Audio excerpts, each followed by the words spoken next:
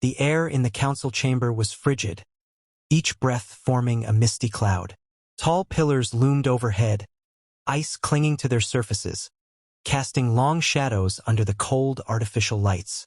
The Zenithar High Council sat in perfect symmetry, their pale, angular faces devoid of emotion.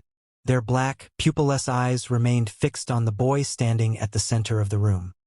He was small, clad in a dark blue uniform lined with golden trim. His posture was straight, his fists clenched, though his face showed no sign of fear. A glowing circle of fire surrounded him, its heat rippling against the otherwise frozen air. Archon Velith, the highest-ranking member of the Zenithar Council, finally spoke, his voice smooth and devoid of warmth. "You are accused of crimes against the Galactic Empire, espionage, sabotage, the spread of human rebellion." The words echoed through the chamber, cold and absolute. The other council members remained still, their skeletal fingers resting on the polished table before them. The boy did not respond. "You will not beg?" Velith tilted his head slightly. "Your kind usually does. They weep, they scream, they plead for mercy." Still silence. A flicker of something unfamiliar passed through the Archon's mind, an irritation he did not recognize. Humans were meant to be fragile creatures, easily broken. But this one stood firm, his dark eyes locked on Velith's own. "You will die in flames, as your kind should," the Archon continued. "And your people will know what becomes of those who defy us." The fire surged higher. The heat licked at the boy's boots, the air around him distorting with the intensity of the flames. The Zenithar watched, waiting for the inevitable screams. None came. The boy's lips moved. Velith's brow furrowed. He leaned forward slightly, trying to catch the words, but the roar of the fire drowned them out. A murmur passed through the council as they, too, noticed. A challenge. A message. But it did not matter. The human would be reduced to ash, and this moment would be forgotten. Velith sat back, watching as the flames consumed the last remnants of the boy. The fire burned bright for a long moment, then dimmed, leaving nothing but scorched metal where he once stood. The chamber fell silent. It was done. Marcus Hale stared at the transmission, his hands motionless over the console. The image of his son, standing silent as flames consumed him, burned into his mind. The Zenithar had sent the footage as a message, an attempt to break the human resistance by crushing its spirit. They had no idea what they had done. His breath was steady, but his vision sharpened, his thoughts cold and precise. Grief could come later. Vengeance came now. Across the room, rebel officers stood in uneasy silence, waiting for his reaction. They had expected rage, a violent outburst, some proof of the pain they all felt. Instead, Marcus only turned off the screen. "Deploy the fleet." His voice was calm, emotionless. The command sent a ripple of movement through the room. Officers rushed to their stations, signals flashing as encrypted orders spread across hidden channels. Sleeper cells activated on every Zenithar-occupied world. The rebellion was no longer about freedom. It was about extermination. A younger officer hesitated. "Sir, the Zenithar forces," Marcus turned, "are not prepared for what's coming." He walked past them, entering a private chamber. The walls were lined with star maps, tactical simulations, notes scrawled in quick, efficient handwriting. Plans, years in the making, waiting for the right moment. The Zenithar thought they had won, but they had only sealed their fate. He removed a small locket from his pocket. Inside, a faded image of his son. The boy had been born in war, raised in exile, yet he had never lost his fire. Marcus closed the locket. His son had died on his feet, unbroken. The Zenithar would not have that luxury. Comm signal blinked. "Secure line." He answered, and the face of Admiral Lorne appeared. The man's expression was grim. "The fleet is ready," Lorne said. "But you know what this means. No way back from this." "There was never a way back," Marcus replied. "Send the message." Lorne hesitated. "What message?" Marcus exhaled slowly. 3 words. He leaned forward, the fire in his eyes colder than any Zenithar ice. My father's coming. Zenithar Prime's defense grid flickered, a brief irregularity dismissed as a systems check.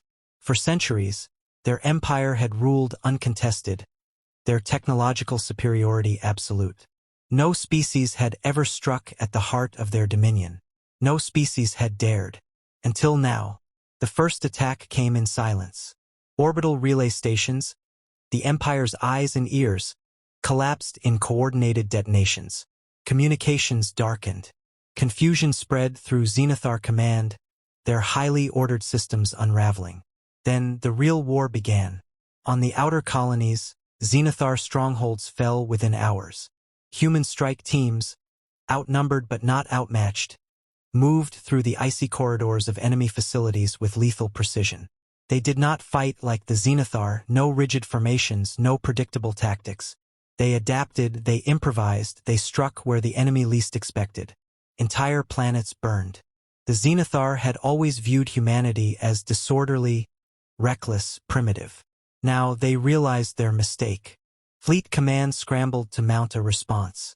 Battleships launched, their towering forms slicing through the void. The Empire had never prepared for total war, never believed it necessary.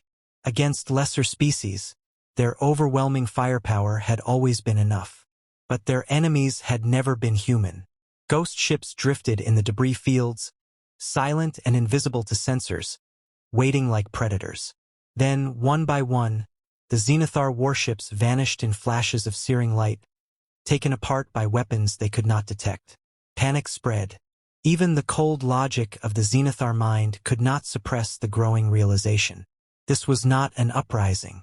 This was retribution. Across every occupied world, the same message played on hijacked broadcasts.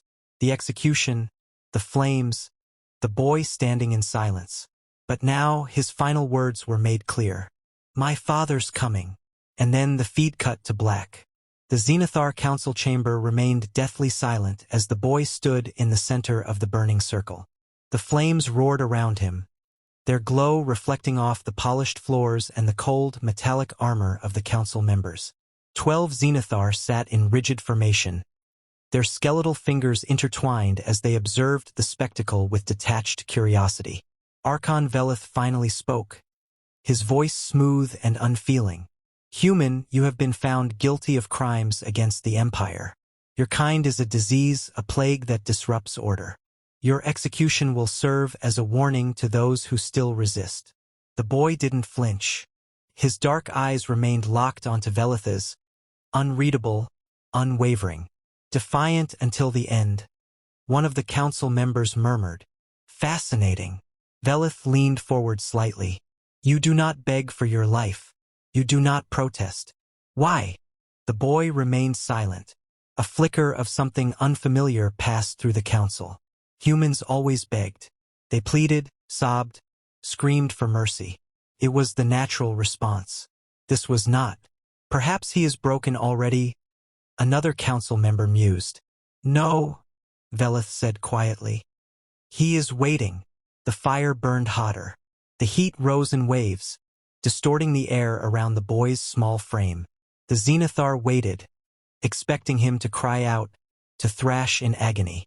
But he did nothing. Then his lips moved, a whisper, just beneath the crackle of the flames. Too soft to be understood. Velith's eyes narrowed. He gestured for the flames to rise. They surged higher, swallowing the last of the boy. The heat warped the chamber walls, flickered against the frozen pillars. The council sat in stillness, watching as the fire burned away the last trace of humanity from their world. It was done. The ruins of Zenithar Prime smoldered under a sky choked with ash. The once pristine capital of the Empire lay in shattered pieces, its towering structures reduced to skeletal remains. Fires still burned in the streets, casting an eerie glow against the frozen landscape. Bodies of Zenithar soldiers littered the ground, their once feared armor now cracked and useless. Marcus Hale walked through the destruction, his boots crunching against shattered glass and scorched metal. His forces had moved through the city like a storm, methodical and unstoppable. The resistance had been brief, disorganized. Fear had already taken root in the Zenithar ranks before the first shot was fired. They had ruled through intimidation, through the certainty of their own superiority. But now they had faced something they could not comprehend. They had faced vengeance. The council chamber stood ahead, its once imposing doors blown inward, the grand hall exposed to the freezing winds. Inside, the last of the Zenithar High Council huddled together, stripped of their regal presence. Their once gleaming armor was dulled with ash, their expressions unreadable but their bodies tense. Marcus stepped forward, his rifle lowered but his intent clear. They had already lost. They knew it. Archon Velith, still seated at the head of the table, met his gaze. His voice, though steady, carried something new, something no Zenithar had ever spoken with before. Mercy. Marcus said nothing. He reached into his pocket, pulling out a small, worn locket. He let it fall onto the table, its metal surface reflecting the dim, flickering lights of the ruined chamber. Velith's black eyes flicked to the object. Recognition dawned. A whisper escaped the Archon's lips. The boy! Marcus raised his weapon. The fires outside raged higher.